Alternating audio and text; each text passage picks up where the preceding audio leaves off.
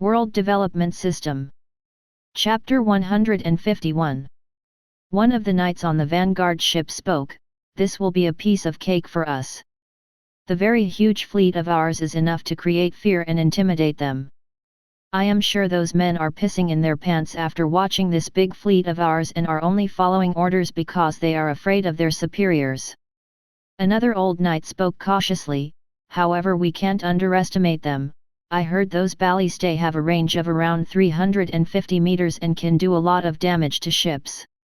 Last time one of the patrols suffered the same because they underestimated those ballistas." The young knight shrugged and spoke, "You are worrying for no reason, old man. This time, we have the number superiority as well as the tactical superiority as we have ambushed them. They can't possibly have anticipated this attack as this was a top-secret mission. I will make sure those guys feel the wrath of provoking knights of House Laguna." The old knight sighed as he spoke, "This is your first war, boy, you don't understand anything. War is not something anyone can predict. A cornered rabbit is something we must be most wary of, and that is the reason you don't understand war. However, remain behind me, kid, or you will be consumed as cannon fodder. We have reached anyway, be ready and don't be distracted." The vanguard soon reached the firing range of the ballistas of Eric's fleet. Shannon roared and soon the sounds of fire began roaring in the whole area. The sea animals were scared after hearing the fire of ballistas as they made a distance for themselves. Even the usually aggressive hydras were not approaching the area of battle. The ballistas were fired indiscriminately by Eric's men without a flinch. There was a lot of noise and passionate cheers coming from Fjord's naval fleet when they were charging. In between, there was a lull as soon as the ballista connected with the vanguard from both sides. There was a surprise from both sides as soon as the ballistas connected with ships. Apart from Eric and Shannon, no one knew about the real firepower and range of these runic projectiles. There was a lull from Shannon's fleet while Eric's men burst into cheers as they felt hope for the first time after watching them. The first ships that were hit by the ballistas were immediately set on fire because of the fire and wind magic on the projectiles. This was added by the fact that the mini ballistas were fired with oil flasks latched onto them whenever a ship came near them. The men in the ships hit by ballistas were scrambling for their lives while some were helping their mates who were already on fire. One of the knights, who was previously very enthusiastic, hoarsely spoke after watching one of his mates on fire, "What is this? I never thought we would be facing these kinds of monstrous weapons. What are these weapons? We never got a report on these weapons." This scene was taking place everywhere as they tried to save their men. Many died in the raging fires of these ruthless ballistas. Many private cabins of the officers were set on fire. It was chaos everywhere as one of the helmsmen too caught fire when they were advancing. The young knight looked with rageful eyes towards Eric, who had a cold expression on his face as he gave orders to shoot the ships one by one without any stop. The knight took his sword and was about to charge into the sea when the old man held him back. "So, do you understand, what is war? You will die if you charge mindlessly. Remember, we were the ones who tried to raid them, not the other way around." Eric didn't even saw the young knight. For the first time the young knight felt helpless. Eric was very eagerly watching Grim and Darius's ship that was behind the vanguard. Meanwhile Grim was quite surprised by the sheer raw power of these ballistas. Grim asked one of his men, "Hey, was there any report which indicated this type of firepower from these ballistas?" The subordinated answered with a bit of fear as he saw Grim, "No sir. I think this is their new weapon which they had prepared for a long time and are using right now. What we are watching is a totally new weapon. The range, as well as the firepower of this weapon, exceeds what we knew previously from our reports." Grim spoke gravely as he saw the other ships. "It seems, this was one of their trump cards. I guess we have grossly miscalculated in the raid this time. We will die if we follow the vanguard. From my guess, they are using runic projectiles without any hint of regret. Such a waste of precious runic projectiles. It looks like we have faced a cornered rabbit this time around and they are finally forced to use it." Shannon was quite surprised by the firepower and range of the ballistas, but he kept his calm and ordered his men, No need to be afraid, keep up with the charge, our mission this time is to get those ballistas. And if we run at this point, then this operation will be doomed without any results. We will try to engage them in melee and try to focus on one of their ships. Darius meanwhile was hoarsely screaming at the captain of his ship, "No, we can't follow this vanguard which is even less sturdy than a stack of papers. We will be doomed if we go any further. And that asshole Eric is keeping a watch on our ship as we come into his firing range. We will die a dog's death if we move further. Follow my orders, forget Shannon, turn the direction to the western side. We are moving back." Captain looked at Grim and he too nodded, which indicated that he agreed with Darius's opinion. Grim thought, "It's good that I brought Darius along with me, or it would have been quite embarrassing for me to escape alone. Both that Eric and Sean are eyeing us like hungry wolves." The young knight in one of those vanguard ships was very surprised and shocked after watching one of the ships that changed their directions without any orders.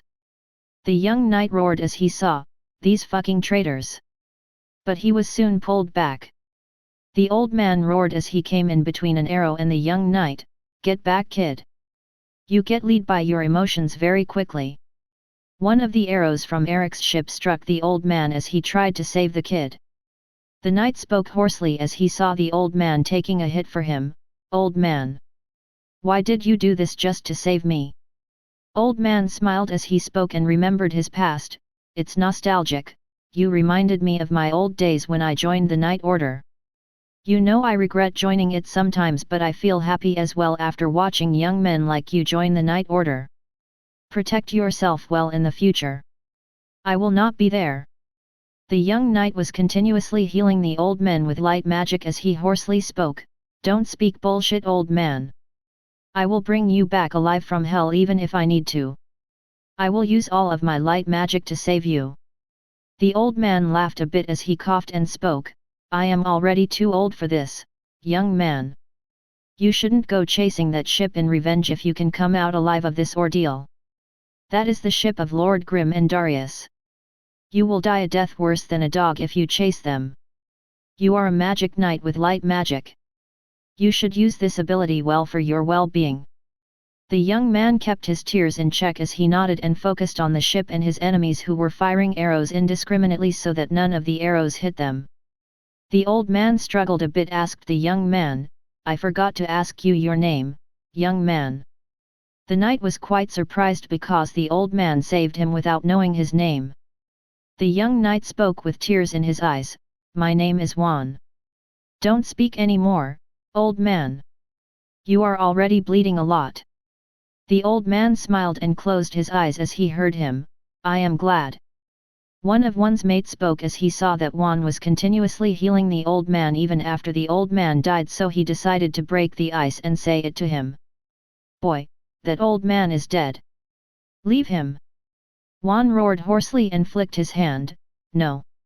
He can't die before telling me his name. He saved me without knowing anything about me. Fuck. We here sacrifice our lives and those assholes enjoy glory when we win and ditch us in the pit to save their asses when everything goes south. Where does their honor die in such circumstances?" All the men on board were surprised after hearing him, although everyone knew about this, but no one dared to diss so loudly against their superiors. The captain of the ship smiled as he saw Juan and ignored it. The mate closed Juan's mouth as he took him somewhere else. He spoke, "Gosh, it was good that I reacted fast or I too would have been implicated with you. Do you have a death wish, kid?" Juan kept quiet as he remembered the first words of the old man and decided to remember them for a long time in the coming future. He followed the mate as the war was going on. The vice admiral of Shannon's ship reported to Shannon, "Captain, our orders are being broken by Lord Grim and Darius and this is causing a lot of chaos. Darius is causing disruption by changing the directions of the ships. Many of the ships have halted and collided with each other, leading to multiple injuries on a lot of ships and men." Chapter 152. Shannon already saw the commotion and frustratingly roared, "Damn these assholes, I knew they would disrupt my plans if anything was going out of the expectations. Ignore that ship and move forward. Blow the horns to charge at full speed ahead. If we fail this mission, then it will be hell for us in the court. Those assholes will anyway get away scot-free with a little bit of lip service, while we will be ones who would be made to take the blame for the failure of this mission. We can't turn back now that we have already lost 7 ships. The remaining 48 ships will move forward with full speed. We will blitz one of their ships and try to run away by taking advantage of our speed. So continue moving in more numbers. They only have 5 ships and they won't be able to hit all of the ships and keep up with us at once. Darius roared to one of the ship captains who was rushing at a faster speed behind their ships after hearing Shannon's orders. What are you assholes doing? Don't you know Lord Darius and Lord Grimm are on this ship? Do you have a death wish?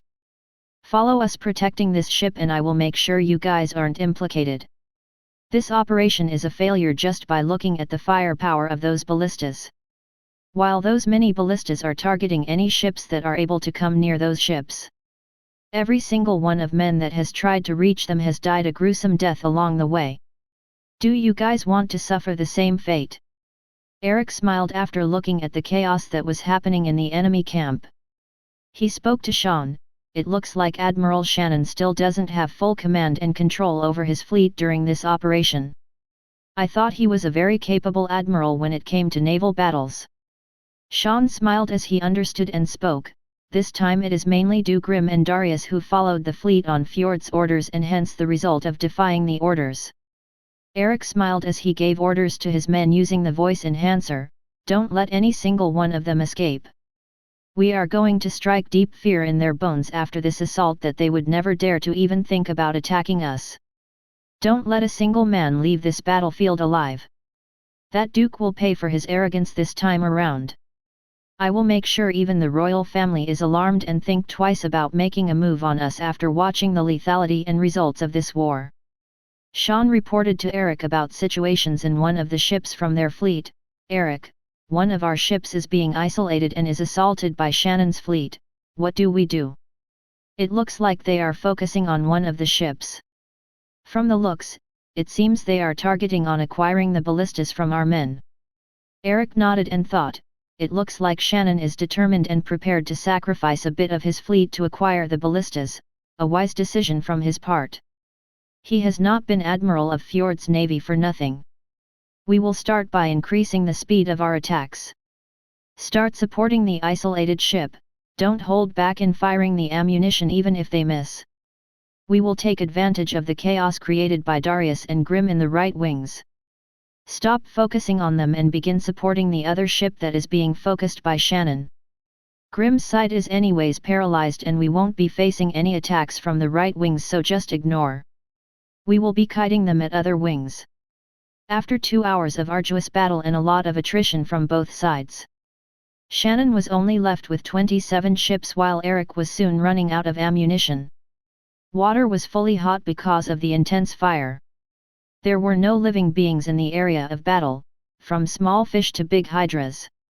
All the creatures were keeping a long distance so that they don't get implicated in this battle. Shannon was quite happy with the result after his strategy started working on focusing on one ship only. He spoke to his vice admiral, at last we are close to that ship, they are already out of ammunition, if only we had the left wing from our fleet, then acquiring one ship would have been much easier with fewer casualties. I guess agreeing to Duke Fjord on bringing Darius and Grimm was a very big mistake. I knew that Grimm was just like his other brothers, selfish and scheming scum at the best. I wish I could reject Duke when he asked me to bring them as well. The Vice Admiral nodded and spoke, that's true, you have been our admiral for a long time. If not for our left wing, we would have been able to assault that ship with 5 more ships that are currently occupied at the left wing because of the chaos created by Lord Grimm and Darius. I guess this is one of the reasons we have so much of our casualties right now. Admiral Shannon was looking at the sea when he heard cheers from the enemy camp. He couldn't understand what was happening as the resistance from the enemy ship increased to many folds. The Vice Admiral spoke as he heard them, I guess this is their last resistance. The captain on that ship is quite a capable man since he is able to rouse his men to such a degree even at this point. Ring the horns, we will be decreasing the speed of our assault. This is the last spurt of their resistance. We will only be causing more casualties since they will fight till death. Those many ballistas have already caused us enough damage. I wish we had those weapons. The scout exclaimed as he saw a huge fleet of ships afar. No. Look at those huge ships. Those ships have the banner of Captain Blake. Those ships are charging for us directly. Vice Admiral exclaimed in shock as he too looked at the direction. How is it possible? We were sure that they left for patrol just 2 days back. How are they here? This doesn't make sense. Eric's scout told them of the arrival of Blake. Eric exclaimed after watching through the telescope, that asshole just came at the right time. It is good, we won't be losing any of our ballistas. Blake smiled as he looked at the ships that were trying to assault one of Eric's ship. In a carefree manner he asked his men, "Boys, now are your fun times. Do you feel excited?" Bran spoke as he heard Blake, "Of course, boss, fighting those monsters was one heck of a deal. Fighting these scum from Fjord's domain would be more fun. That boy Swan and Judd are missing some real action this time around." Blake spoke as he heard of Judd. "It's good that they are busy at Aurora Island, or Judd would again have started the assault without my orders and made a mockery out of me." Boris the scout spoke, "True, we would have needed to take care of that kid, he became quite cocky on that island because of those new toys. However, he is quite good as a shooter. By the way, the enemy ships are already in our range. Currently, we are 480 meters away from those ships, you can fire if you want to." Blake rolled his eyes and spoke, "Speak this earlier instead of that other bullshit. Is this battle a joke to you guys?" Boris spoke with a poker face, "Boss, you were the one who asked us if we are excited or not. And please, you are already taking this battle as a joke after watching the effects of our weapons. Don't give me that look. You won't like it if I spill about the location of the wines you hid from Judd." Blake was quite speechless after hearing him. Bran gave his orders as he heard Boris without waiting for Blake's orders, "Okay, okay. All the ships, get ready to fire at those ships which are approaching us." Bran's subordinate blew the horn which indicated their line of attacks. Admiral Shannon cursed as soon as he spotted Blake's fleet, "Fuck, if not for those assholes, we would have been successful at getting those ballistas." Vice Admiral wondered whom did the Admiral address when he spoke previously. He thought, is he cursing that pirate Blake and his men, or is he cursing Lord Grim and Darius? Bran ordered as all the ships fired at once, "Fire!" Chapter 153. 7 of the front ships from Shannon's fleet immediately caught fire as the projectiles met their target. Once again Bran ordered his men without any stop, "Fire!" 2 of the ships that caught fire was full of raging fires, as it seemed like a raging fireball, as people stopped trying to save the ship and immediately dived into the water to reach for other ships to save their lives. While another 4 ships too caught fire in the previous assault. During this time of attrition, a lot of ships were obliterated in ashes, with knights removing their armor and weapons while going for other ships. Captain Shannon had red eyes which seemed it would pop out any second as he looked at 2 directions. 1. The direction at which Grim and Darius escaped. 2. His eternal enemy from the old days, the pirate Blake. Shannon was quite angry, but he still had a calm head as he immediately gave orders to his men after watching Blake's fleet assaulting their ships non-stop, "We are retreating." The Vice Admiral nodded, "Yes sir." The Vice Admiral blew the horn to indicate their retreat to his men. All the ships started retreated after hearing the orders. Eric's men were full of cheers as Blake's men arrived in time to support. One of the men from isolated ships joked after Blake's fleet arrived, "Good that you guys came in time, or they would have died by my mini ballistae." Sean was full of joy, but he kept his calm as he gave orders, "Catch 2 prisoners alive, they will be very useful to us. We will celebrate later. This battle is still not over. We have to make them run at least." One of his men reconfirmed and asked Sean, "Boss, weren't we ordered to kill them and make an example out of it for their offense?" Sean thought and spoke, "I guess Eric's orders are still valid. And Blake wouldn't let them go anyway. It's okay, you can catch them or kill them." Blake and Shannon met their eyes from their ships as Blake gave a teasing smile with a playful look to Shannon, which seemed he was mocking Shannon for running away even with a bigger fleet. Shannon spoke gravely as he looked at the disdain from Blake's eyes. I have never been humiliated so much in my life. Today, I am running from a pirate who I used to chase for almost a decade. All because of both of those assholes who ruined my plans. I swear I would have chased and killed Darius if we were not in the same army. Blake gave his orders coldly as he looked at Shannon's fleet running away.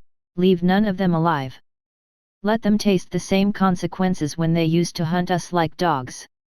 Not a single man should be left alive. Since they decided to come into this war, they should be prepared to lose their lives. Bran sighed, but he too had a determined look as he spoke. I guess the boss is relishing and taking revenge for our past. These assholes anyway don't deserve any mercy, just as they didn't spare any of our comrades in the past. Eric and his men were quite surprised after watching the ruthlessness of Blake's men. Even when Eric had given his men a free hand, but they were still capturing prisoners if it was possible. Blake looked at them and spoke with a smile. Don't worry, we won't interfere with your arrests. You can think of this as us releasing our years of stress and pain for being chased with injustice. Shannon's men will know true fear after this encounter. However, you guys shouldn't interfere when we chase them. Eric smiled as he didn't interfere and started organizing his men. The men who were caught by Eric's men still felt great they were caught by Eric, or they would face the same fate as the other men. Bran asked Blake after watching Shannon's fleet retreating, do we chase and catch them? You know we can capture them. Blake shook his head as he spoke. No, let them feel they have superior ships for the time being. We will not be revealing the real speeds just now in this small battle. They will be getting a lot of surprises later on. Just chase them enough so that they don't dare to take up arms against us in the next battle. Only 7 ships from Shannon's fleet were able to escape from this ordeal. One of the ships among this was of ones whose captain was quite cunning when it came to understanding a battlefield. The helmsman spoke to the captain after they escaped. Captain, you were quite smart when you gave that order to ram our ship on another ship. We would have faced the same fate as those 7 ships if we weren't out of the battle early on. Captain smiled and spoke. Don't speak too much. I will not be with you guys from the next battle. The sea battles are doomed. I will advise you to leave with your family as early as possible when you reach the port. I ain't fighting a battle where there is a 100% chance of loss. Those men weren't even chasing us with intent. It felt like they were simply playing with us when Blake's men were chasing us. They are hiding a lot of things from my point of view. Juan was quite stunned after hearing the captain, but this time he didn't take it to heart. Instead, he too had decided to leave the Navy and travel with his girlfriend. While investigating this war in more detail in his travels so that he can come to a conclusion, Juan spoke to the other guy who was with him the whole time. I too will leave. I think I need to at least repay by doing something meaningful when that old man sacrificed his life for me. I can't let his sacrifice be in vain. The captain was quite surprised and smiled at the same time after hearing Juan's decision. He didn't say anything to Juan but just murmured, which was heard by the helmsman. It seems, this kid has grown a bit. Helmsman smiled and spoke. It happens with most of the kids after their first war. Some come to understand the reality of wars while some are consumed after their first win. The man who helped Juan previously spoke after hearing him. He spoke without meeting his eyes with Juan. I guess I will join you. It's not like I am doing this to avoid war. I am only worried about you. And you also need to carry out this old man's funeral, right? I can help you. It's true, I am really not doing this to avoid war. Don't look at me like that. There was a cheerful mood on the ships of Blake and Eric as Shannon ran away with his fleet. Sean asked, I wonder what will be Duke's reaction after this battle. Blake thought and spoke, I am not really worried about Duke but more about the royal family. Anyway, what are the casualties on your end? Eric sighed and spoke, 109 men died to be exact in this battle. The 5th ship took a lot of damage from their archers. I hope Lord soon solves the problem of armors. I guess you are worried because of your past with the royal family. Blake looked and thought, true. Okay, let's go back for now, or do you want me to escort you to Pearl City? Eric sighed and gave up on going to Pearl City after the gruesome battle. Now, we will go back, restock on our ammunition.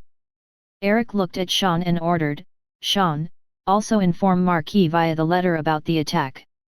They need to be careful from now on. Sean nodded and sails were turned back to the eastern port city. Grimm saw that Shannon's fleet was coming their way. Darius laughed as he saw and spoke, I knew it, but aren't the fatalities more than what we expected even in our worst-case scenarios? Grimm thought and gave his opinion, they should have at least brought one of the enemy ships. The fatalities are quite high in this battle. We lost a total of 45 plus ships this time around. I guess our losses are around 5,000 men at least. Even one of the vanguard ships has survived. I guess they were quite lucky this time around. Anyways, it was good that we escaped safely, or we would be in hell right now. Darius laughed and agreed, true. Juan meanwhile was looking at Grimm and Darius with extreme cold eyes. Within those eyes were the deep raging fires of anger which he felt during this battle. During this whole time, neither of the ships greeted each other. As a Lord, Grimm can't lower down his head, while Shannon was quite pissed because of the earlier battle. Shannon was quite angry but decided to ignore them. One of the men from Grimm's gossiped with his other mates, it seems even that Pirate Blake's fleet came this time around. We were quite lucky, or they would have chased us till the Laguna port. As Lord Darius guessed, this was a losing battle. The other man spoke, it seems there will be sparks between Lord Shannon and Darius. Another man advised, SHH. Don't speak bull now that we are in presence of both. The Vice Admiral asked Shannon, Lord, do you really think our other fleet will be able to take the ships from Duke Rose? Because that is a smaller fleet compared to our last raid. Shannon thought and nodded, there is a chance, since they won't have runic projectiles as much as Eric's fleet had currently, and a part of Rose's fleet is currently traveling with him towards the south for his meeting with the elves, so this would be our best chance. I hope Aaron doesn't disappoint me. He is my best disciple over the years, I am sure he will succeed. This time we also have pirates attacking Rose's ship for a lot of days, so they must have sustained a lot of losses. It should be an easier battle for him. The Vice Admiral nodded and spoke, yes, he won't be facing the same problems as we did. Additionally, he has full command with none of the superiors tagging along. I wonder how we will explain this loss to the Duke, 45 ships in one battle. He sighed and waited to reach the port. Grimm told Darius on his ship, you know what to do, right? Darius nodded, yes, sir. Grimm spoke gravely, I will repeat again, tell Father we already anticipated that this was a trap by that pirate Blake, and we wanted to reduce our losses when we gave orders for retreat. We can let Shannon go under the rug. He will anyway retain his position as an admiral. We wouldn't want to be implicated by those ministers and lose our face in the court. We already lost a lot of face in front of that pirate and that upstart. That upstart is quite good at hiding a lot of things. Chapter 154. Aaron was currently proudly going back with 2 ships from his raid at the south on Duke Rose's merchant fleet, which was escorted by his navy. He was quite satisfied with his tactics of non-stop engagement in waves that eventually squeezed Rose's men psychologically, and their attack at the right time when they were resting. One of the subordinates asked Aaron, his commander, this time we will have one of the biggest victories in our belt, Lord Aaron. Right. Yes, but I think Master would be getting a bigger victory. This time we lost a lot of men in this raid. If not for the pirates bearing the most of the brunt, we would have lost more than the already 10 ships and 1,000 men. It was a good result. Anyway, prepare for heading back to Laguna City.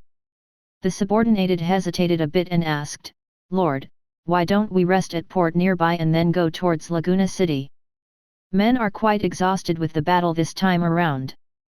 We will be keeping a tight watch on the ships while we will first transport those ballistas onto our main ships before going to the pubs. Aaron thought a bit and agreed, okay, after such a battle they deserve some rest at least. We will stop at Bilgeport first and then head to Laguna. That Count and half-elf must be grieving for offending us big time. Thanks, Commander. I will immediately inform our men. John saw the report from Blake and Eric as he tried to understand the current battle that took place. It seems we need to let the war machine go in full battle mode. John murmured, I guess I need to buy those cannons just to be on the safe side. Anyway, after the first battle, we will be spreading our wings in terms of the development of the city. John looked at Blake and ordered, Blake, you can raid any ships from Fjord's domain. It would be better if you can get their ships so it would reduce our costs of time and production. The battle report is good. We had a minimum amount of casualties but it can still be reduced. I will be coming to their funeral personally tomorrow morning. They will be given the highest honor of the state. John looked at Taylor and asked, Taylor, what is the status of the clock tower? Taylor reported as he familiar with most of the big projects in the town, Milord, it has just recently completed and Tornwall has gone into full production mode for the guns and other projects. He is busy preparing for Tim's departure while at the same time he is currently expanding the number of factories. Meanwhile, because of your policies, there has been an increase in businesses by common men which is improving the daily lives of all the people. While Count Casey is one of the men who is secretly trying to get a relationship with us. This time he also rejected Duke Norman to let him use his land for invasion quite bluntly. Taylor stopped and continued, there is one unsettling report though. John furrowed his brows and asked, what is it? Taylor, it is about Master Melanie and Miss Eva. Currently, one of his cousins named Dwight is here and is trying to woo them out of our domain. From my information, he is currently trying to get the formula for all the new types of medicines which we have created recently to counter the Radiant Church's influence. The royal family also is quite enthusiastic about those medicines as it is reducing a lot of influence of the Radiant Church. So most likely he was sent by the royal family. John smiled as he heard about it. The poor soul doesn't know that only I know about real formulas of those medicines and Master Melanie has the formula only in her head. Currently, all the medicines are created by going through various processes that they can't imagine to replicate. No need to worry about that fool. I just wonder, how would Fjord react after this loss? Report about this battle in the next paper. Take Eric's interview as well if you need it. The boy named Aldrin made quite an inspiring piece last time around. Let him continue the work this time around. I heard he is quite famous among the populace these days. The whole domain must know about our feat of thrashing Duke Fjord in the eastern seas. And yes, spread this information in other domains as well. Taylor nodded and wrote it down in a memo. At the port of Laguna City, there was turmoil after the people saw the rugged ships of Admiral Shannon. One of the men at port spoke after watching the ship's rugged arrival, didn't they leave just this morning? How come there are 19 ships coming back this time around with such a condition? Weren't there 50+ ships which left this morning? One of the women screamed after failing to spot one of the ships, how come I don't see the ship of my husband? What happened to that ship? Everyone present at the port understood what was going on after watching the low mood of all the sailors and knights in Shannon's fleet. The women started crying hoarsely after watching the result as she understood what happened. The whole port of Laguna City was quiet after watching the arrival of the fleet. Shannon ordered his men and left for the palace immediately without saying anything to the crowd. The crowd was quickly controlled by Fjord's personal knight army. The port was quickly shut off for common men so they can't see the ships. One of the men gossiped after looking at the fiasco, it seems, finally the war has started. Another man nodded and agreed, just by looking at the state of the ships. I can guess there was a gruesome battle in the seas. Just this first battle was this gruesome, I am sure a bigger battle will soon follow. An old man sighed and spoke, yes, from my experience, usually the wars started with small skirmishes which would become bigger and then such sort of battles would ensue. Lily was among the women who were waiting for their loved ones. As soon as she spotted Juan, she was quite happy and full of tears after watching the state of the fleet. Lily was a tall woman with a height of almost equal to Juan with 5 feet 10 inches, she had green hair and was wearing glasses. Currently, she was wearing a white dress with a coat. Juan broke the ice as soon as he met Lily. "Lily, I will be leaving the Navy." Lily was quite surprised after watching Juan's reaction for the first time because she was quite aware of Juan's personality. Lily asked in a surprised tone, "Why the sudden change? I thought you would be angry after such a loss and I would have to convince so that you leave the Navy." Juan had a determined look when he looked at Lily and spoke, "I guess I grew up after watching this battle. Didn't you say you wanted to travel and look for literature around the world? We will be leaving first thing after getting back or else we won't be getting a chance to leave. We will be having a funeral for this old man and then leave." Lily saw the old man. "Who is this old man?" Juan thought and gave his answer, "Someone who taught me what was war and saved my life." His mate from the ship joined Juan. "Hey, are you forgetting me? I too am coming with you." Lily nodded and followed Juan. She thought, "I guess this battle was quite a good experience for him. He has matured quite a lot." Inside Fjord's court, there was a ruckus going on between all the ministers after such a big loss. One of the ministers asked, "How did we lose so many ships in a raid where we were ones who ambushed them? I think we need a thorough investigation of this loss." Another minister barged, "A war is going on, what do you mean investigation? Don't you believe the report given by Admiral Shannon? We were completely outclassed because of those ballistas. That pirate Blake's arrival at the end just meant the final nail in the coffin of the operation." Fjord was quite angry after hearing about the loss. He almost had a heart attack hearing about the loss without any results. "How will you explain this loss, Admiral Shannon?" Shannon calmly answered, "Their weapons were on a completely different level coupled by the fact that W.D.S disrupted our line of orders by giving his own orders and defying my orders. This was coupled by the fact that this time weapons had an increased range and firepower compared to what was shown before. Apart from these things, I will be taking full responsibility for the failure in this mission." The minister thought after looking at Grimm and Shannon, quite an astute man, he knows whom to blame and whom not to blame. W.D.S eyed Shannon with a cunning smile and answered Duke about the accusations of Shannon, "Lord, I only intended to save the lives of our men after looking at the firepower and range of those ballistas. This was a battle where we would have only lost without any chance to fight back. I also anticipated that this was a trap laid out by Count John and that pirate, after watching the firepower of the ballistae which only proved to be right after Blake showed up at the end with his men later when we were close to capturing one of the ships. Because of Admiral Shannon's stubbornness and ego, we lost 5,000 plus men instead of only losing a mere 500 to 700 after the first assault. We should have reduced our losses at the start after the first assault." Fjord couldn't reject W.D.'s explanation which seemed quite convincing.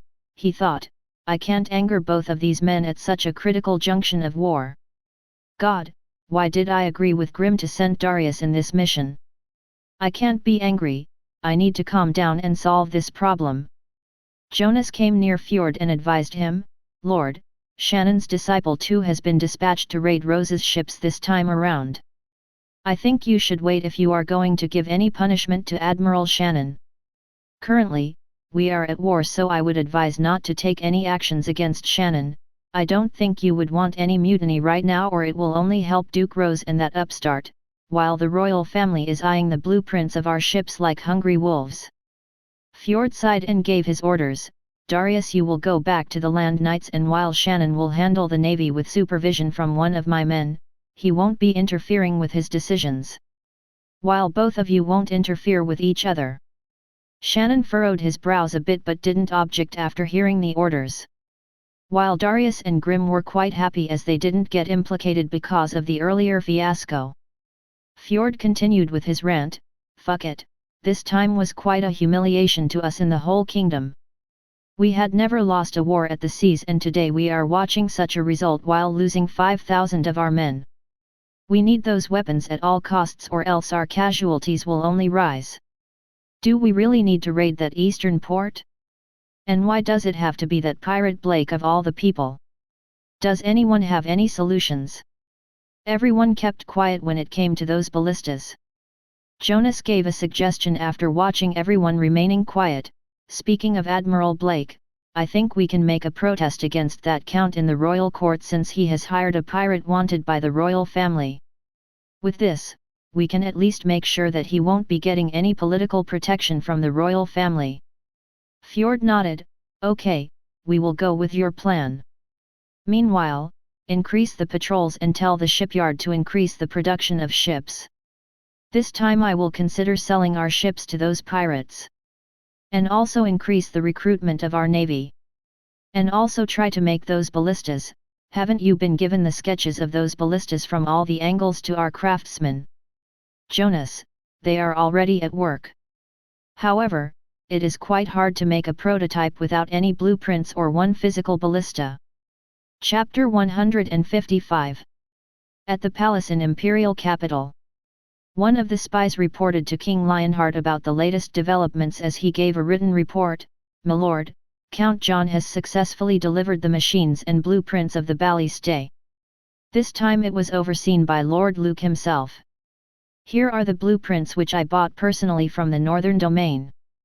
The machines are working well according to Ambassador Luke's testing." King Lionheart immediately caught the blueprints and read the report. "Ha ha ha, good, at last, we can start our plans without worrying about anything." The spy spoke with some hesitation, however there is a problem. King furrowed his brows as he asked, "What's the problem?" Spy laid out the problems. That Count is asking for our political protection for quite some time. This time again his butler insisted on political protection before handing over the blueprints. King Lionheart rugged it off and ordered, "Let Luke handle it and delay it as much as possible. This Count seems really persistent. I am sure he is desperate. What a fool. He is only a businessman, he doesn't know how politics works." The spy sighed as he heard him and noted it down. King Lionheart ordered after reading the report, "Order all of our military factories to start the production of these ballistae according to the blueprints. At last with these weapons, we can solve the problems of those aggressive dwarves which are lingering in eastern waters for a long time." Master Ian Red, what do you think? Ian Red stroked his white beard as he spoke. "I still feel that Count is hiding something. This ominous feeling just doesn't go away. However, the addition of these weapons is a welcome thing as it will be helpful against the dwarves as well as the demons in the west." King Lionheart ordered, "Bring our best craftsmen to oversee the production of weapons. These weapons are really revolutionizing. I guess Fjord will be facing a tough time right now against these weapons." Suddenly one of Ambassador Luke's subordinate barged in and gave him a detailed report on the battle which took place just now. The subordinate gave the letter to the king. "My lord, there is an emergency letter addressed for you." King Lionheart handed over the letter to Plato. "Plato, what do you think? What are your opinions on this battle?" Plato rubbed his beard and gave a thorough understanding. "A very good ambush with another ambush is what I can feel. I guess, Count John knew about Fjord's raid and hence he laid out a bait for Fjord's men. The very fact that Blake arrived at the last moment was so that they can cause as many casualties as possible to their fleet. This is also aided by the fact that even Eric didn't know about the raid, hence the better results. This Count is quite thorough and ruthless when it comes to information. I guess Fjord too is getting his information just now since the battle concluded just earlier today. From the looks of it, Admiral Blake was quite ruthless when he encountered Fjord's men. He didn't take any prisoners. However, the range and firepower of the ballistae is quite shocking this time around. Even those mini ballistae would be quite useful to us in naval battles." Lionheart rebuked as soon as he heard about Blake. As expected from a pirate, no ethics or etiquette. That pirate had ruined a lot of our plans from the past and hence we made a bounty of 20,000 gold coins on him. Anyway, if Fjord comes with a dispute, we can use this against Count since he is employing a pirate in his navy which even the royal family is targeting." Plato didn't agree and laid out his plans. "Lord, won't it make it obvious? I think we should refrain and use this as a pretext to delay giving Count John any political protection. Currently, he also has one more weapon which you aren't aware of. I was only made aware of it after reading one of the reports from Ambassador Luke. Lionheart furrowed his brows and asked, "What is it?" Plato bought one of the newspapers spoke about the influence created by them. He spoke severely, "It's the printing press." With his printing press, he was fully able to influence his domain into hating Duke Fjord. Previously, mostly these situations only happened after a war took place and mostly when the population was affected by the war directly bearing the brunt of the soldiers. However, this situation is even before the start of war right now. He can reduce the influence of the royal family using that press in his domain. This would be fatal for us. King, okay. I will agree with you as your counsel has helped me a lot of times. One of them may be creating anarchy in the southwestern beast domain. Lionheart continued as he asked Plato, "What about that guy you sent to that count's domain? Are there any results?" Plato shook his head, "Nah, although Dwight too is the great-grandson of Grand Podiwunner Melanie. However, even if that count finds him out he won't be able to do anything to him as he knows that he is related directly to his master. So this is one of the reasons why I decided to take him in. Currently, his father also holds a position as a minister in health and Podiwunnering. Dwight's mission will take some time because of their past. You two know why Grand Petitioner left the court in the past." King Lionheart was quite irritated because of remembering the past. He thought, "That old hag still bores a grudge against me for harboring his other grandson and plotting against another one. Who knew she would take such a radical action and quit the court after my appointment? This caused a lot of problems for me politically. If she wants to blame someone, then blame her own grandson who wanted to plot for gaining power." Plato saw King's face and immediately understood, "I guess Lord is pissed after remembering the past. I guess one of the reasons why some ministers hate King is because they lost their source of life-saving potions via Grand Podiwunner Melanie." Defense Minister Plato laid out his report. "The medicines from Count John's Institute is doing wonders and many people are nowadays traveling there just to seek medication on many diseases like typhoid and malaria which were previously incurable with normal methods, so most of the time people would seek out Radiant Church. So this is anyway helping us curb the influence of the Radiant Church. So it isn't all bad. However, this count is earning a heckload of money which he would most likely be investing in his weapons of war and ships most likely. From my information, these medicines are most likely created by the count himself." King Lionheart furrowed his eyebrows a bit and spoke, "Why do I feel irritated this time around? Whether it's the count or the Radiant Church, they give me a prick in my ass whenever I hear about them getting more power or money. Well, that count is still a nobody. Okay, anyway, continue with trying to win over that old hag. She would be a great asset to deal with the Radiant Church as they have quite big ambitions. This time this war has come at a good time as it is good for us, and this would anyway empty the pockets of Radiant Church and reduce the power of that shorty as well. This time I am very close to gain most of the power which the royal family lost over a period of time.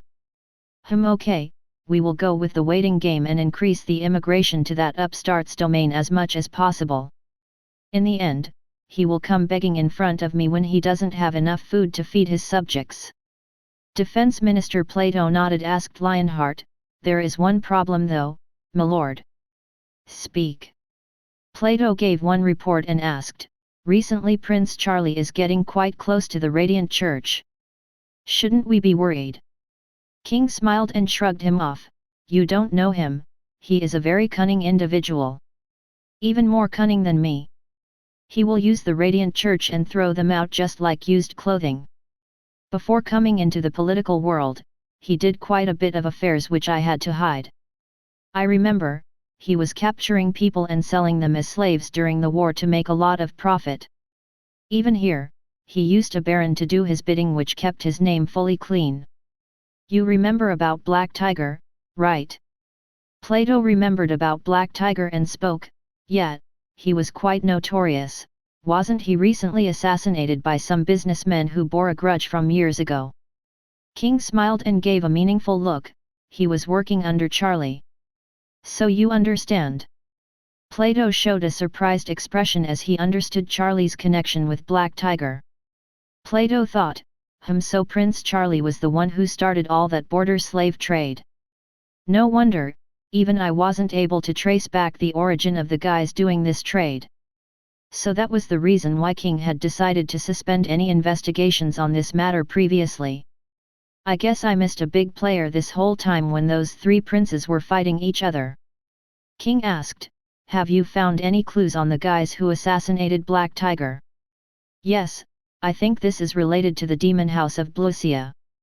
The most likely culprit is their best assassin Grey or that slave Jake, as he was seen going in the same direction of that town where Black Tiger stayed. And there was also this case of many suspicious men roaming the area of murder, which was most likely associated with Blucia house and their assassins. This time King Lionheart broke the wine glass of Red Moon as he raged and banged the table. Again this count and those demons. When will they stop interfering in the business where they shouldn't poke their noses? I guess I really need to find a solution against that count. Plato seriously thought after watching Lionheart. I guess it was true that Prince Charlie was involved in trafficking our own men in the slave trade years ago. Ian Red only spoke now after hearing Lionheart. Lionheart, you are still bad at keeping your emotions under control. We will soon find a fix on that count, as he is upsetting a lot of things after his arrival. Lionheart calmed down, spoke, yes, Master. Chapter 156. After 2 days, at Duke Norman's palace. Hector got a report from Alistair. So we need to get our hands on those weapons. The current situation is quite alarming. I didn't expect the destructiveness of those ballistas to be so much. Just looking at that count and his arrogant behavior, I can guess they have stocked a huge amount of those runic ballistae projectiles for this war, not to mention the other things that the count has hidden. The battles at the seas will be very gruesome just looking at the casualties. Maybe we should try attacking them from land, as we will be more mobile while those ballistae won't be mobile, and it would be more effective. Alistair was quite surprised as he thought, it seems Lord has started respecting Count John, since it is the first time he addressed him as a count with a respectful tone. I guess it is the consequence of the last battle. Alistair laid out his plans. Lord, the most likely scenario is that Count dispatching his ballistas on the castles. He has already built a big castle near the northern borders of Dolores. We would have to invade that castle to get our hands on those ballistas. The invasion would reveal our hand early on. I think we should wait. Prince Hector was quite frustrated, as even Alistair needed time for a solid plan. Hector suggested, instead of such a big hassle, I can simply ask Father for those ballistae and use it against that count. That count is quite dumb to have given those blueprints to the royal family so early in the war. What do you think, Alistair? Alistair was quite happy with Prince Hector's proposal, as he dared not give this proposal to Prince Hector previously. He nodded aggressively as he suggested, yes, we can certainly do that, as Lord Lionheart's goal has been achieved already after he got those blueprints from Count John. This would save a lot of our resources and men. Knowing from the navymen of Fjord's fleet personally, this time it was a riot when Shannon faced Eric's fleet. A lot of them have already deserted their navy. It is mostly those who faced that last battle. So it would be suicide for us if battle without any plans against those ballistas. This time, Captain Shannon had another plan, and he was successfully able to acquire 2 ships from Duke Sapphire when another one of his units headed by Vice Admiral Aaron attacked them near the southern port. However, this was only achieved via their use of pirates. From my understanding, replicating those ballistae will take a lot of years, since there are a lot of small parts that need precision and only a few craftsmen are capable of doing it. However, it is possible to replicate them. It isn't 100% impossible. Prince Hector calmly took the information as he spoke. So currently Duke Fjord is in possession of those ballistae. I am sure we can't engage that count in seas for sure because of the lethality, at least not until we get a remedy against those ballistas. Maybe we can try outnumbering them. Alistair agreed and nodded. That Count's Navy Admiral Blake made quite a show of Fjord's fleet when they engaged. Most of the men were killed just like the royal family and Duke Fjord killed his men years ago. If we confront him directly in the seas, it would bring a lot of psychological burden to our men and many would flee even before the war starts. The Radiant Church has come to the same conclusion and has decided they will increase land warfare as much as possible. Additionally, Blake's men came to Eric's rescue in the end moments and this is one of the reasons why they faced a complete wipeout. Blake was quite ruthless to Fjord's men because of his past as a pirate and their grudge against the royal family and Fjord's. I think we can use this as a pretext to attack him politically. At the same time, the royal family and the ministers too have a grudge and history against him because of his slave raids in the past. What do you think, Lord? Hector nodded with Alistair's plan as he spoke. Okay, this time we will attack them using the Dolores city.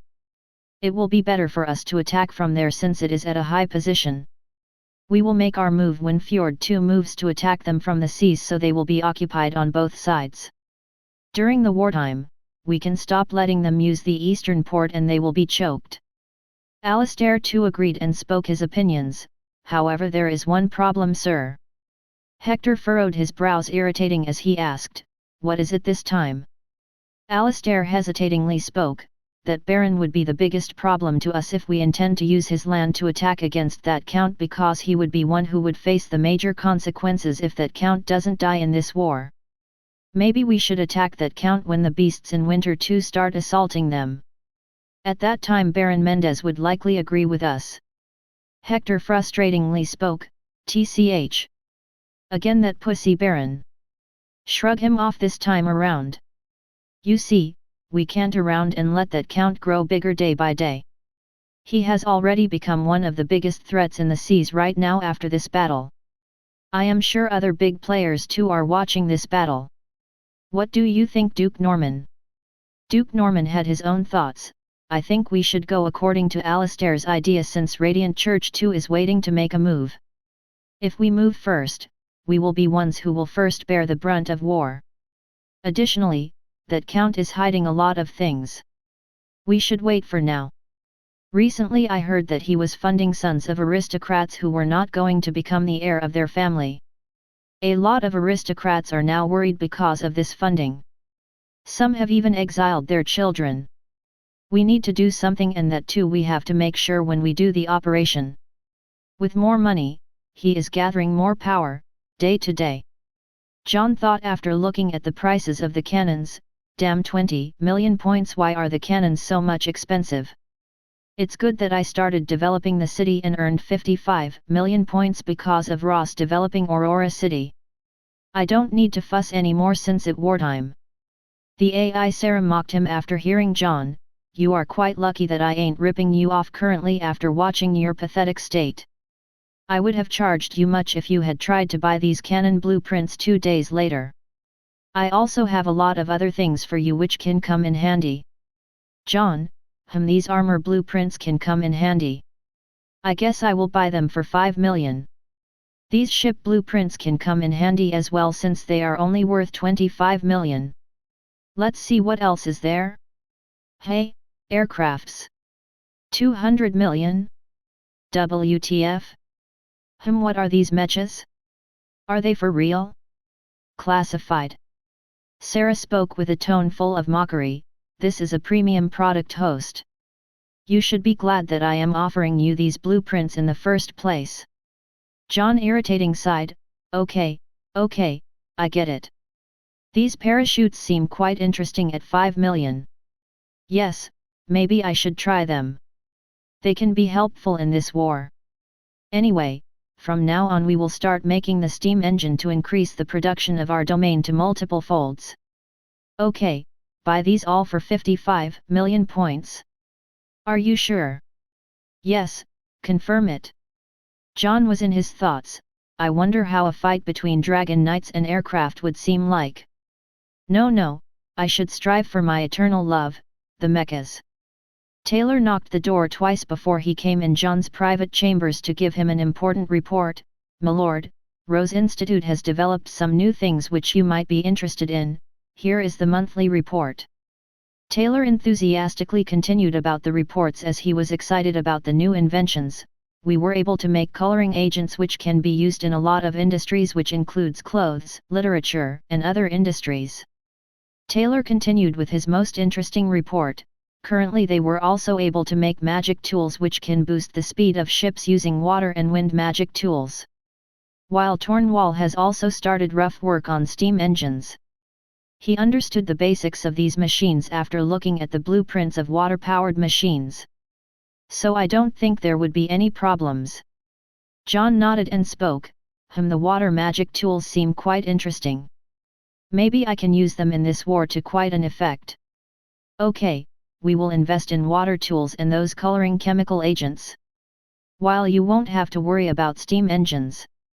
You can tell Tornwall go forward with mass production after he has made the prototype. Now I will personally tell him. Meanwhile, who created that tool which increases the speed of ships? Very practical and lethal. Taylor was quite happy as he narrated, it was actually a team of magicians and researchers from Imperial City. Previously, because of the lack of funding, they weren't able to move forward in their research, and hence they decided to move here after hearing about the funding that we provided to promising projects. John understood and came to the main point. So what was the agreement when we decided to invest in them? Taylor handed over the deed as he explained, we actually own 70% of their company for our funding of 7,000 gold coins. Now they are waiting for our approval on the order of these magic tools. They only finished this product as they approached me. John directly asked the main points as he looked at the documents which gave detailed report about the boosters. How many of these speed boosting tools can be fitted on one ship? And what is their maximum life? Taylor, a total of 10 tools can be fitted on big ships, but it depends on the size of ships, so it can be higher as well. However, they are vulnerable to aquatic creatures and their total life is 2 months with recharge needing every 10 days. After 2 months of operation, the other parts of the booster need to be changed apart from the runic magic stones. These boosters can increase the speed of ships by 3 times when they are in operation. John was quite surprised after hearing about the speed increase. Seems quite promising. Okay, give their company a big order of 1,000 boosters with future maintenance included. However, with an agreement that their products would only be sold to us. We will also fund the construction of the factory, fully free since we are at war. Plus I can give them my personal promise of funding for future projects. I will meet them later on. John thought as he looked at the features of these boosters, I guess I need to speed up the production of steam engines. These boosters added with steam engines would be a miracle for our warships. Taylor smiled, that won't be a problem, my lord. They are already aware about it since they choose to come here. And they are quite happy with our big investment of 7,000 gold coins with which they were able to research aggressively in these 3 months when the Imperial University wasn't even willing to fund them 500 gold coins. The head of their research team is a magician as well as a researcher. His name is Will. He is quite a young and enthusiastic entrepreneur. He is a wind magician specializing in research of magical elements. So I think he is quite promising and someone who would keep his word. John nodded as he heard about the background of Will. Okay, you will handle it accordingly. By the way, who created those coloring chemicals? Taylor handed him the report about them. It was Refon's research team.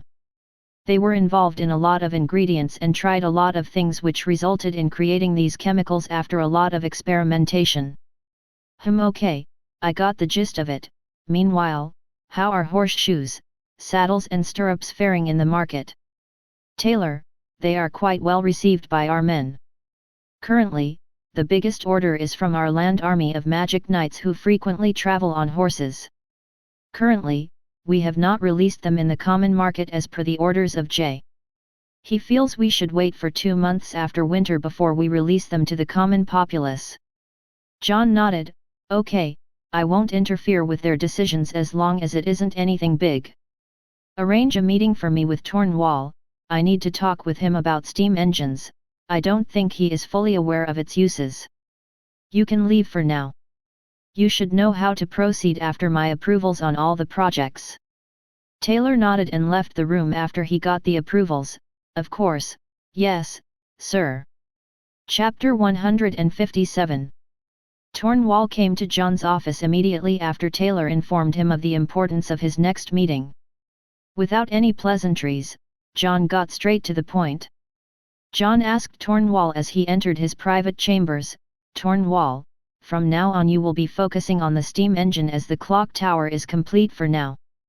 This thing will increase the production of our town in all the sectors. I hope to implement these steam engines in most of the industries which include ships and transportation. While at the same time they will be used in the forging industry to power them. They have a multitude of usage which will change this world. I am sure you are not fully aware of its uses, so I will be detailing you the uses of the steam engine today at this meeting. First look at these papers to get a better understanding." Tornwall looked at the steam engine blueprints along with its features which were just created by John. This surprised him quite a lot as he let out gasps of shock and admiration after looking at their uses.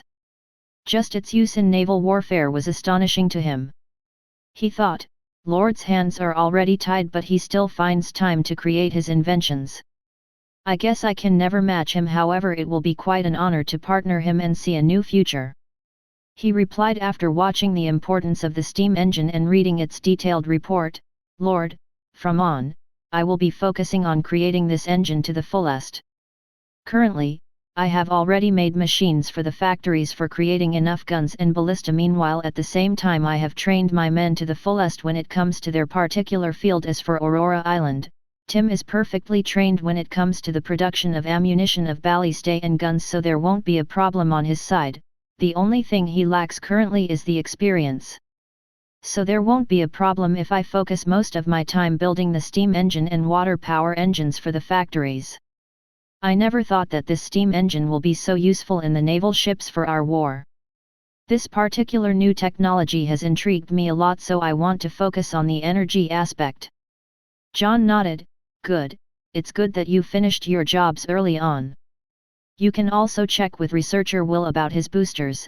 Our ships fitted with those boosters along with the steam engines would change the course of sea navigation as well as naval warfare. This time we will be reinforcing our southern borders with new walls of stone and mulberry cement. I don't believe for one second that the royal family will honor their word. It's better if we take precautionary measures and keep our people safe now that war is near. We will also be building a few more castles on the southern borders to keep invaders at bay. Both Prince Hector and the Radiant Church would try to be notorious after the previous result. I hope you will be present tomorrow at the funeral of our men. As far as Tim is concerned, he will be focusing on building these new types of ships at the shipyard in Aurora Island. I hope you have trained him on the basics so he can understand just after looking at the blueprints." Tornwall nodded and spoke, "Of course, everyone knows about its importance. I will certainly be there. As for Tim, you don't need to worry, Lord, I wouldn't have sent him to Aurora Island if he didn't have his basics clear." John again saw his memo and almost forgot about other things in his excitement to promote steam engines. "Ah yes, there is one more thing. Recently there was a problem of armors reported by Blake and other units, so I have designed a lot of type of armors which can be used on ships land and underwater as well. However, the underwater armor is under development as it would need oxygen tanks as well if they are able to ride those Aurora horses. We will focus on underwater armor for later as this project will be handled by researcher Will. While at the same I want you to focus on this new weapon called cannon.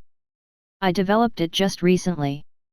As far as its effectiveness is concerned, you can compare its effectiveness with runic fully upgraded ballistae with a normal level cannon. Meanwhile, these cannons will have a minimum range of a mile. So their strength lies in their range. I guess we would need to increase the production of telescope for the future wars. If these cannons are enhanced with magic, then even I don't know what will be their full power and range. So I want you to make this in case there is an emergency, so I think you will be quite busy with these on your plate.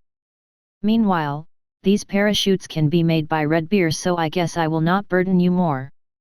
You don't need to make that face, I have already given the new wines to Martha, you can ask her for those exclusive wines and beers." Tornwall ignored about wines as he was quite shocked after watching all the new items, he commented with a shocked expression after looking at their features. Just the sheer amount of blueprints for the armors is enough to make most of the countries mad. I think anti-penetration would be most suited for our common soldiers as we are combating in range nowadays, so they will be useful against penetrative arrows. Hey, what is this Kevlar made of? Just its features are mind-boggling. How is it possible to make such a type of armor? Arg, why am I even bothering? I guess I will test them out first. So I guess I will go with these two, and this magic knight's armor will also be quite suitable for duels. Tornwall sighed but was excited at the same time. I will be busy again after getting my hands on these new things. Okay, I will go for now and first focus on cannons and steam engines, while I will make Redbeard focus on armors and the parachute. As for Tim, we don't need to worry about.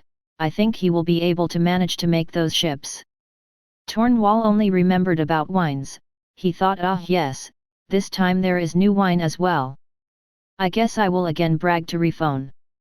John nodded as he heard Tornwall. Okay, you can leave for now. The next day there was news of Duke Fjord's defeat in eastern seas all over the north frontier city and the neighboring villages. A lot of people were shocked after hearing about the ambush that was planned by Duke Fjord in the eastern seas. The same merchant spoke as he read the newspaper. I knew it, that Duke was never up to anything good, and in the end, this happened. First his son, and now him. I guess this scumminess runs in their blood. It was good that our forces were alert and gave them a befitting reply. Ha ha ha, they lost more than 5,500 of their men. The neighboring old man sighed and commented from his cloth shop after looking at the paper, you shouldn't be too happy, the same can happen to our men. Both sides have common men who are fighting for their beliefs, while some for benefits. I only worry about the young ones who join the army without understanding anything about wars with their gushing blood. However, it was still good that we only had losses of 109 people considering the scale of this battle. Just looking at the rushed patrols I knew that the war bells have already rung. I hope Lord Count can keep the losses of our men at a minimum. I will be closing my shop in the afternoon and going to the funeral of the young who lost their lives. What do you say? The merchant nodded as he agreed with the old man. I guess I will join you. The men who protect our borders must be honored. Even Lord is taking out his precious time to dedicate it towards their funeral.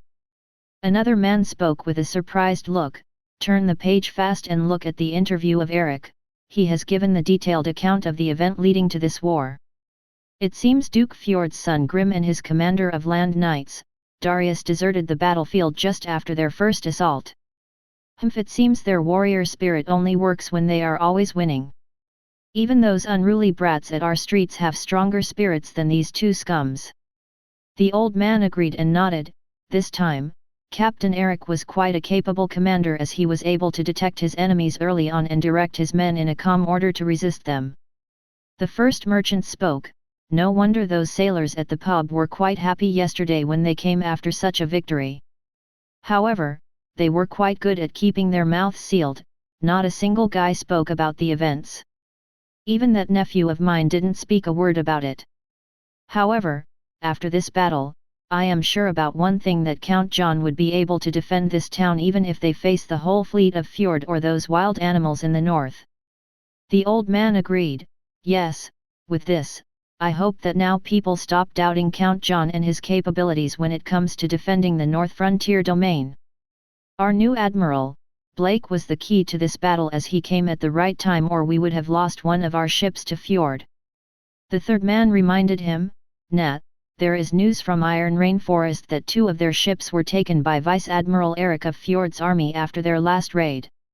The old man stroked his beard as he continued. It seems Admiral Shannon still had a plan B in his mind, as he wasn't sure about this battle. Quite an experienced man. However, there is still good news, because looking at the news I can see that there would be a lot of sparks between Admiral Shannon against Lord Grim and that one-eyed monster, W.D.S. Both of them smiled and agreed. Yup, it would be fun watching them infighting. The old man reminded as he headed for the funeral. Anyway, let's head to the funeral. The 3 men closed their shops as they headed to the funeral of the soldiers. At the funeral, John was currently giving a speech to everyone present. Today is a very sad day for us. As you might all know about it. In the previous attack by Duke Fjord's naval fleet, we lost 109 of comrades while many are still in bed because of various injuries. In the memory of all the warriors who laid out their lives for us, today, they will be given the highest honor of the North Frontier domain. We will be building a war memorial in the memory of our soldiers, and their families will be provided fully for the sacrifice made by our soldiers. Their names will be carved on stones of this memorial so they are never forgotten. This ambush will not be forgotten, and our enemies will pay the price in kind. They have started this war, but we will be ones who will end it. I am someone who reciprocates kindness with kindness and enmity with 10 times enmity. I would hope you guys don't hate the common populace of the Laguna domain, as they too are suffering because of Fjord's greed and their inescapable fate of following such a lord who only thinks about his personal benefits. I hope this day will be remembered in the minds of everyone. This will also be remembered in our history as the Day of Soldiers. After the speech, everyone was silent in honor of soldiers who laid their lives, whether it was a slave or a common man. There was no discrimination. A lot of people had arrived for the funeral after hearing about it in the newspaper. Chapter 158. A traveler came from the western domain of Duke Blake Wolf to North Frontier City for the first time after hearing about medicines to cure malaria. It was the first for him to see such a unique city. Previously he also stayed at the Imperial City. It was only later when he moved to join a marquis in the western domain. His name was Bruce Connor. He was a middle-aged man with brown hair with a little bit of white hair. Currently, he was wearing a coat as he came here especially to cure his malaria instead of approaching the Radiant Church. Bruce thought after entering the city, it's good that there was a cure for this disease, or else I would have gone to the Radiant Church and convert for their services with a hefty sum while begging them at the same time. Currently, Bruce was with a local guide. Recently, because of a boom in tourism, there were a lot of guides near North Frontier City and neighboring cities and towns providing their services. Bruce commented as he entered the city in a carriage with his guide, "The roads here are quite good. A lot better than the roads of Imperial capital." The guide proudly explained the history behind road, as he was quite used to praise for roads and their maintenance. Yes, it was fully funded by Lord John, and these roads were made with concrete and a special solidifying agent called cement, which has done the trick for the whole construction industry in North Frontier domain. The roads are now sturdier because of these concretes and cements. Lord did this when he made a deal with Baron Mendez. Isn't it expensive to maintain such roads? No, Lord believes that the money and roads are interconnected. So they must be maintained. Additionally, this cement is created by Lord himself, so their production costs are low. Recently we also started exporting cement to Marquis Ray and Duke Fjord. They too plan to modernize their roads, at least since it will boost trade. Bruce nodded and understood something about the city, and John, he commented as he looked at the roads, it seems like a good business opportunity, as it is a unique and very good solidifying agent. Anyway, I am here in particular for a medicine curing malaria. The guide hesitated a bit as he knew that a lot of people came here looking for business opportunities. He spoke with a bit of hesitance. "If you are here to buy in bulks, then forget about it. Lord John is only providing them for real patients, or they will deliver it via their merchants to the patient themselves in other domains, as the Lord is stocking them up currently. It will only be available in bulk later on." Bruce shook his head and understood after hearing the guide. "No, I am not here to buy it for business." The guide smiled as he had seen a lot of people, but the patients were mostly guided by their relatives or friends. "Okay. Then it's all good. I don't think you look ill. Well, anyway, I will show you the way to the pharmacy." Bruce looked at the clock tower and marveled as he spotted the clock tower in the middle of the city. "Meanwhile, what is that palace over there? It has quite a unique architecture." The guide laughed as he heard Bruce and explained, "Ha ha ha, no sir, it is not a palace, it is our newly built clock tower. It helps people to know about the current time.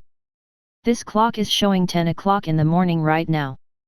This is one of the finest piece of artwork and technological work in our domain.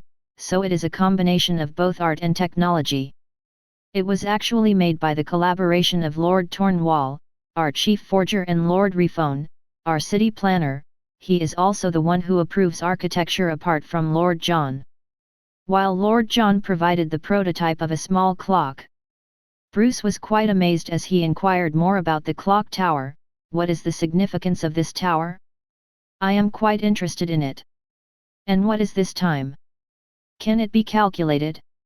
I thought we can only calculate time in days, weeks or months.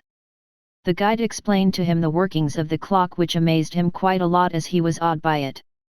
After the construction of the clock tower, everyone was made aware of the significance of the clock tower. Wow, it's quite a convenient tower. It can help people schedule their time. This city has really broadened my horizons. I see that a lot of people here are able to read and write.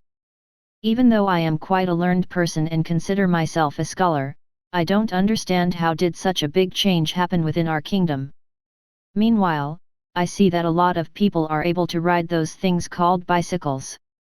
It seems this town has experienced a lot of changes. Even though it is at war currently. This city is quite lively, unlike what I heard in rumors in the West. The guide proudly spoke as he heard Bruce.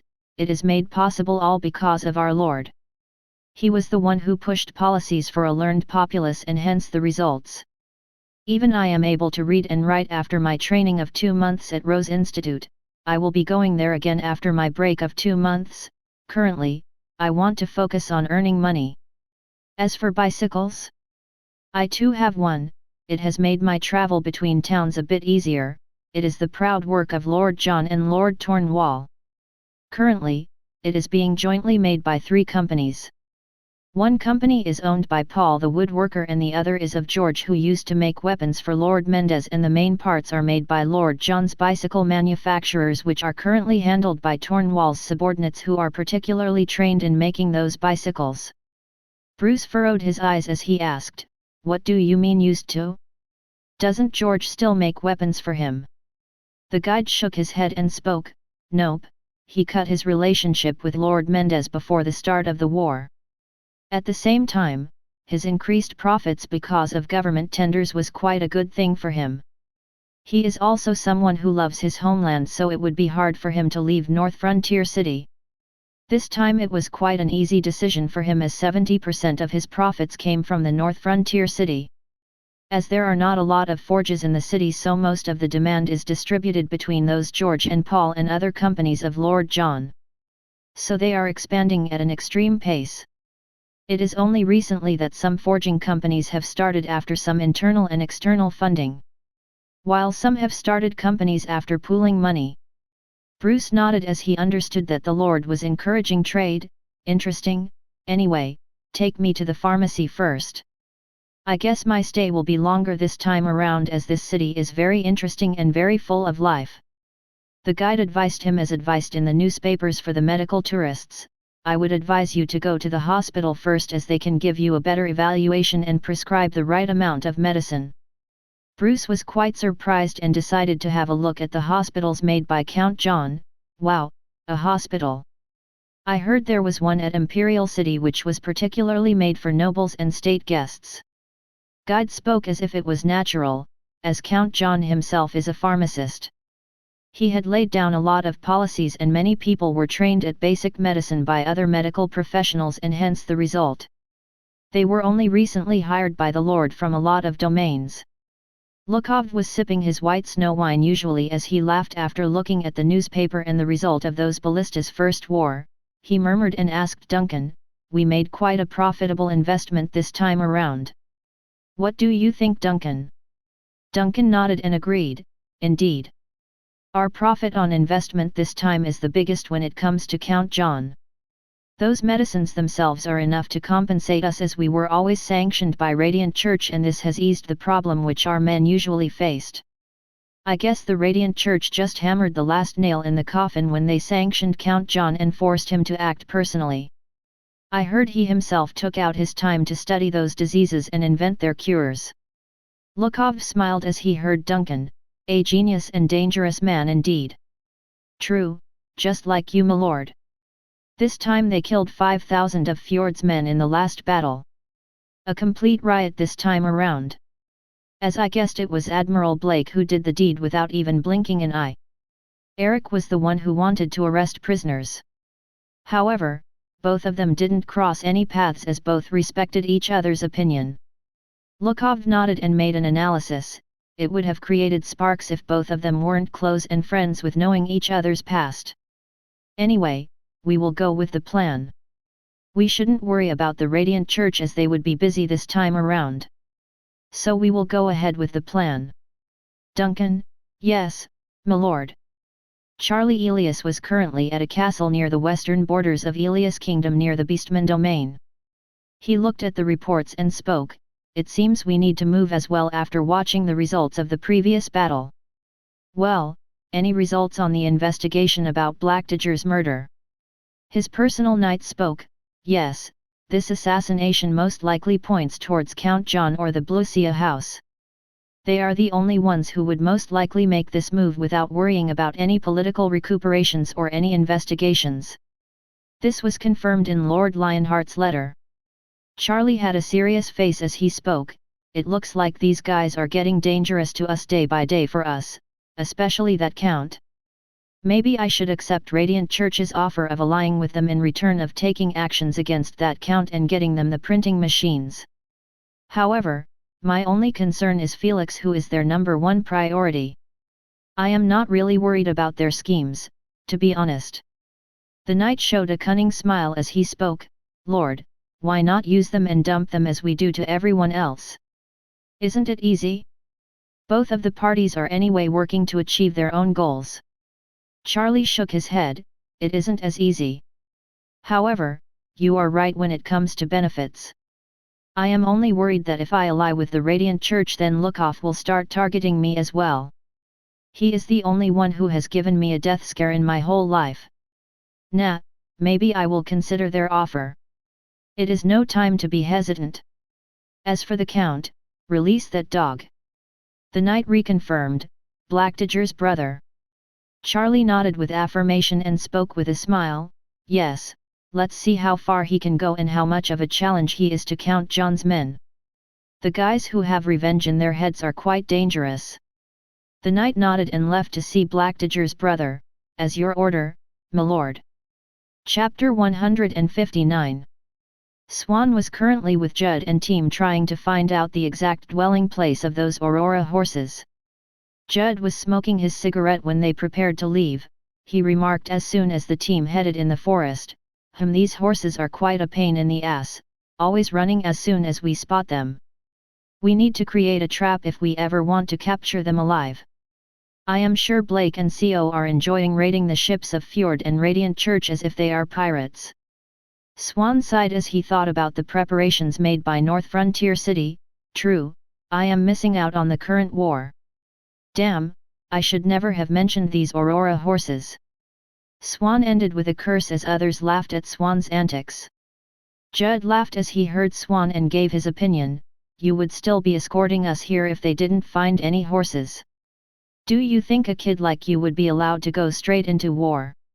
Swan spoke with a little bit of anger, "What do you know, you lying scum? You still ratted me out in front of Captain last time around. I am sure you were hiding something that day as you were so generous. Captain Bran was telling the truth when he told me not to believe you. God, why am I under such a conman of a captain?"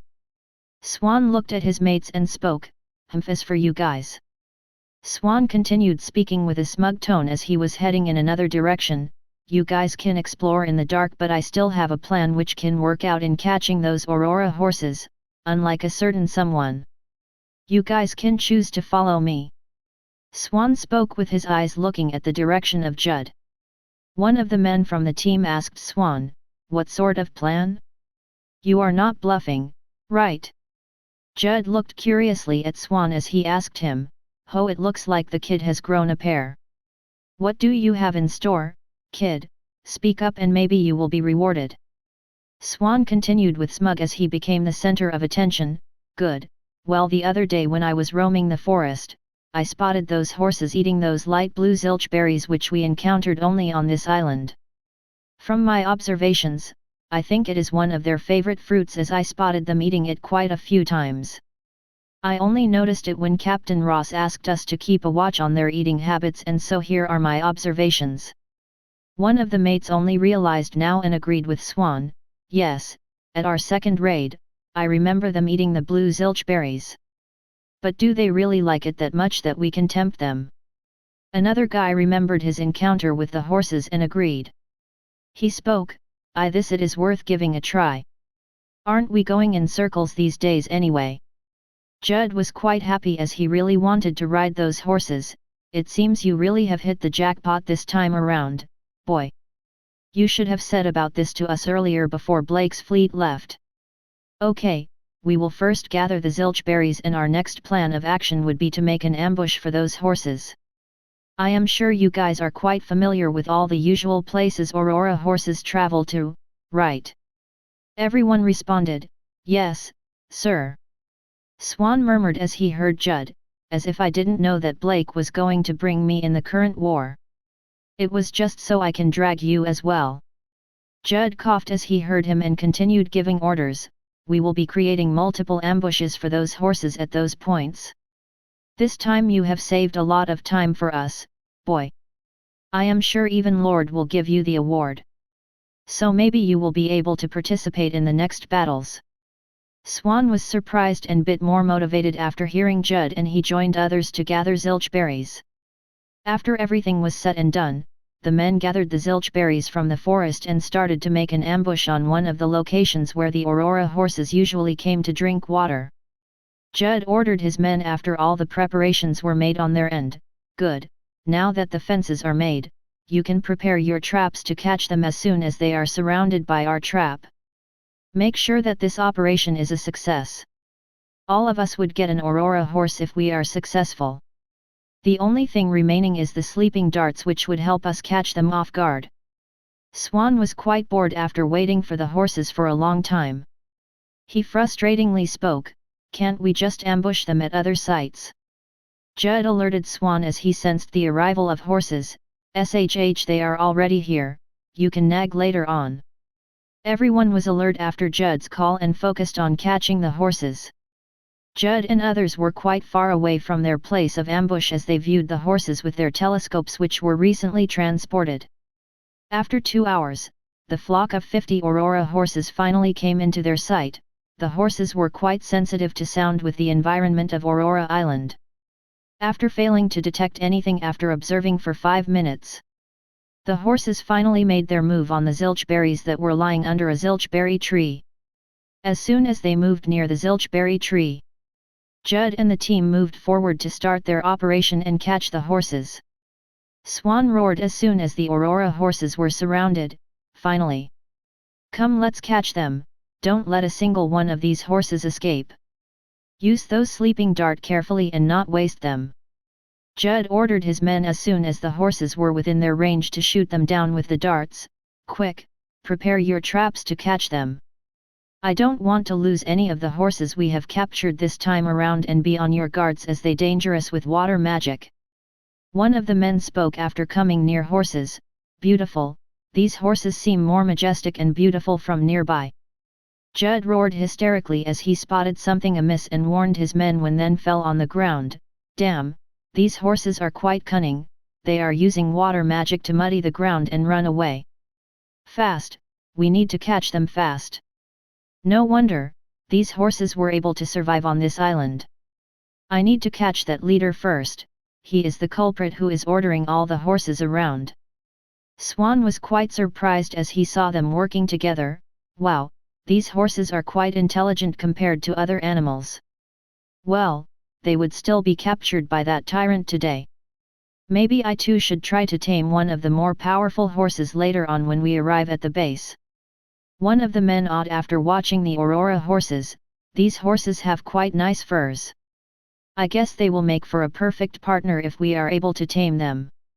After 15 minutes of struggle and shooting them all down, Judd's men were successful in capturing the Aurora horses. Judd sighed with relief after they were able to catch all the horses. We are going straight for the camp now that we have completed the mission. I don't want to lose these horses in the wild. All the horses were captured after they were struck with sleeping darts. One of the men spoke as they headed straight for the base. With these horses, it would be easier to catch other horses from now on. We can also try those saddles and stirrups which would be helpful in maintaining our balance when we ride these horses. Another man shook his head as he spoke, not necessarily if it comes to Aurora horses. You two know that we still aren't able to tame the only 2 horses which we captured earlier. It was good that we caught them when they were injured, or else they would have never left their pack.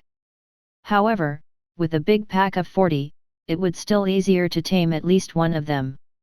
Swan was laughing as he saw the leader of the pack of horses was still blowing water at Judd as they were traveling back. Swan spoke as he saw the horse and Judd. It seems like this horse has taken up quite a grudge against you for dissing him earlier. The other didn't whether to laugh or cry after watching such a situation, as it was quite and pitiful at the same time. Ha ha ha. Judd was fully wet as he had an angry face which seemed like he would blow up at any second, while that horse was still arrogantly blowing water guns at Judd's ass. Chapter 160. Aurora Island, the shipyard. One of the oldest captains from the island asked Ross after the shipyard was built. It seems the construction of the shipyard is going well. It already looks complete. Ross was happy as things were on track. He smiled and answered, yes, things are on time. Before leaving I was personally trained by Lord Taylor for handling the operations and working of a domain. We are only waiting for Tim's arrival and construction of necessary machines and implementation of designs to complete it. Currently, the mulberry cement is a miracle ingredient for us in the construction industry and has helped us a lot at the initial stages when we were constructing the base. This decreased a lot of time as well as injuries to our men. This cement will also be used in making ships as mentioned by Lord, so I guess you can call it a miracle ingredient. I wonder what sort of ships will we make using these ingredients as they instantly drown in water. The old nodded as he made some observations. Yes, I too have noticed that the speed of production over here is 4-folds as we are completely using the newest ingredients without any fear of getting leaked. Previously I only saw this type of speed in the construction of roads. This is also saving a lot of demand in labor which is low on this island. Ross, the labor problem will be solved shortly, so we don't need to worry about it. Additionally, we will also be using concrete and mulberry cement on making our ships as well.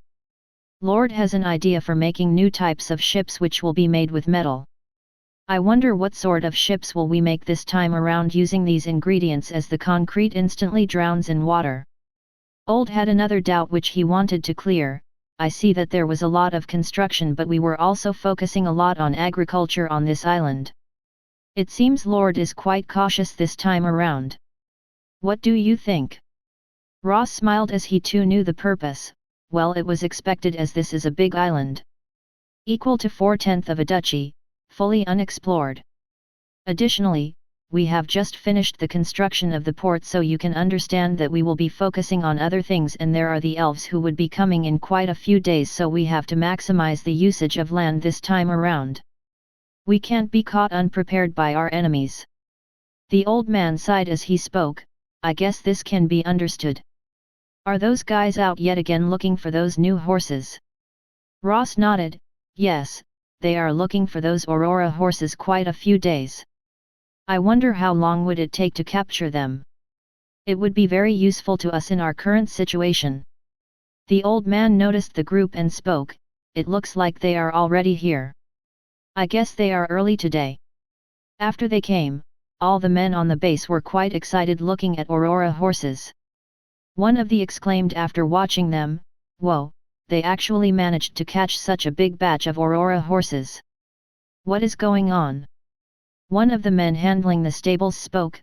"Yes, we aren't even able to tame those 2 guys in the stable, and these guys caught 40 horses already. How the fuck were they able to catch such a big horde?" Ross too was quite shocked watching them. He thought, I expected them to catch 5 horses max in a few days. I guess they have some explaining to do. Ross calmed himself down and ordered his men. Ross ordered his men as he saw Judd and others coming back. Good. This horde of Aurora horses will be a big addition to us. Guys, immediately arrange a stable for them, they would need to be tamed and monitored 24 hours. Ross enthusiastically approached Judd as he was the one who led the group. Ross congratulated Judd as he saw him leading all the men. You guys did quite a good job, Judd. This was quite a surprise to every one of us present here. Hearing Ross's praise, Judd proudly claimed the credits in a haughty manner. Of course. Who do you think I am? The best captain in the whole fleet. Yes, so how were you guys able to catch this many Aurora horses? Swan sniggered as he heard Judd's haughty tone and spoke. Humph, stop bragging, con man. If not for my plan, you guys would still be wandering in the wilds while chasing those horses without any plan. Praise this God that you are free from endless exploration in the dark. Judd didn't meet his eyes with Ross, from which Ross understood what was going on. Ross smiled and gave some good news to everyone. Only now, it's okay, all of you guys will be awarded because of this achievement. Meanwhile, Judd, there is news for you. Judd furrowed his brows a bit and asked, what sort of news? Ross sighed and gave him the news. We had our first clash with Admiral Shannon and it was a riot as soon as Blake arrived. I only got the news right now from one of the ships that travel frequently. Have a look at the letter to get a better understanding of the situation. Ross handed over the letter to him. Judd took the letter and started reading it. Let me see the letter. Judd was quite surprised after hearing of the raid. Whoa, it was quite a battle this time around, with Fjord losing 5,000 plus of his men. While our losses were at the minimum with 109 dead. I guess it would have been 0 if Eric had a bigger fleet and not been outnumbered. I guess John will address this later on. What about that small guy, Tim? We would need ammunitions as we will run out of it shortly, which will mean that we would be vulnerable to all these wild beasts. Those dragon elephants themselves are quite a nuisance as they try to claim our land every day. Ross understood his concerns and replied, yes, Tim will soon be traveling with other men to create factories for ammunition and ballistas projectiles, while at the same time he will be building the new types of ships, designed specially by Lord John, so you guys can expect big things. At the same time, they will also be bringing enough supplies so that we can last a month, so we don't need to worry. Anyway, we will be preparing for their arrival now that we got the message. Are you guys clear? Judd nodded as he got his assurances. Good, okay, now that everything is clear, let's head back to taming those horses. I will be taming that bastard of their leader. Everyone roared as they heard Judd and left for the stable in an excited mood. Yes, sir. Ross sighed as he saw them heading directly for the stables. He sighed and spoke, every single one of them wants to ride those horses. I guess I can't stop them as made such a big achievement today. Fjord read one of the papers which were recently circulating in his domain. He read the headlines on one of the newspapers and cursed immediately. Damn that upstart and his filthy usage of these newspapers to humiliate and undermine us publicly. What is this bullshit they are speaking about, Darius and Grim deserting the battle? This negative news will reduce the morale of our armies. I want this newspaper immediately banned in my domain. Who is distributing these papers in our domain? Catch them immediately for conspiring against the state. One of the ministers noted, yes sir. I will immediately relay those orders. It is mostly circulated on the borders and from there it is traveling here. Most of the times it is our paid thugs who are doing. Currently, as we haven't employed them for a long time, they started this for doing business. I will look after them immediately. Lord, if you don't mind, there is one news I wanted to report you. Fjord furrowed his brows as he frustratingly asked while he sipped red moon wine, what is it after all that fiasco? Is it another piece of bad news? The minister spoke with a bright smile. This was first good news for them after such a long time. It is actually about Lord Aaron. From the news we have got currently, we heard that he was successful in his campaign against Duke Rose when Duke was out to the south. Currently, he is coming from Port Bilch with 2 of those ships and their ballistas intact. It seems Admiral Shannon's plan of assaulting both of them at the same was better and gave us the required results. However, there were a lot of losses in the previous raid. We haven't lost so many people in one battle against Rose in the past. Fjord was quite surprised as he heard him. Ha ha ha, good, good, forget about the losses of men. Just the fact that we will have those ballistas will be a big plus to us this time around. Prepare all the craftsmen in the domain so that they can start working on making the prototype of those machines. Fjord continued with a cruel and cunning look. Now with these ballistas, I will show him who is the real boss of the seas. We will keep them engaged, tell the pirates to continue raiding their ships. This time we will also fund mercenaries to harass them through the land. Let's see who will last the battle of attrition. Fjord murmured as he noticed the red moon wine that was from John's domain and immediately got angry. It was good that I didn't punish Shannon on Jonas's advice, or it would have been a disaster for me right now. Fjord continued in a loud voice, damn, even though I hate the guts of that count, I still can't resist using the products from his domain, whether it's soaps, wines or food. Why does he have access to such good men? This time I will rob all of his men and technologies. Let's see who in this kingdom would be able to stop us later on. The same minister continued, recently there are reports that many trade fleets of ours were raided by that pirate Blake after the last assault. Now they are quite blatant about it. And they are particularly targeting ships which are affiliated with us. Because of this, many of the merchants and even nobles are removing their flags to avoid any raids from that pirate. This is a big stain on our honor, my lord.